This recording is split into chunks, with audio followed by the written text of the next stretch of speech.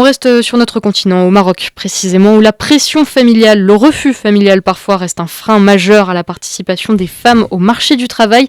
C'est ce qui ressort d'une étude du Haut Commissariat au Plan, le HCP. Grégoire Morelli, bonjour. Bonjour Eva, bonjour à tous. Cette étude du HCP est publiée aujourd'hui. Elle vise à identifier le profil de ces femmes exclues du marché du travail.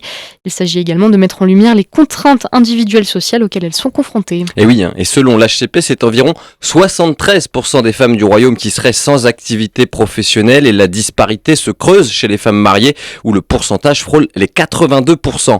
Les femmes diplômées sont un peu moins concernées et à mesure que le niveau de qualification augmente, la probabilité d'une activité baisse de 42 points pour atteindre environ 38%.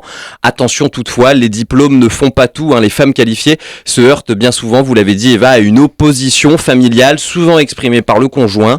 À noter néanmoins que certaines contraintes économiques peuvent parfois permettre de transgresser les normes sociales traditionnelles. Les difficultés financières du foyer par exemple peuvent en effet amener à faire accepter le travail des femmes car il devient alors dans ce cas-là un recours à une situation particulière.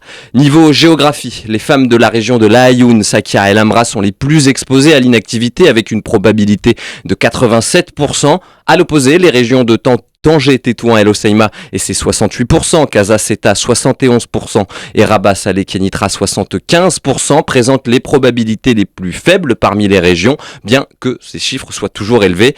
Enfin, par cette étude, l'HCP veut démontrer que l'intégration des femmes au marché du travail revêt une importance capitale, non seulement pour stimuler la croissance économique et réduire la pauvreté, mais aussi et surtout, Eva, pour garantir leur inclusion sociale. Merci beaucoup Grégoire Morelli pour toutes ces précisions.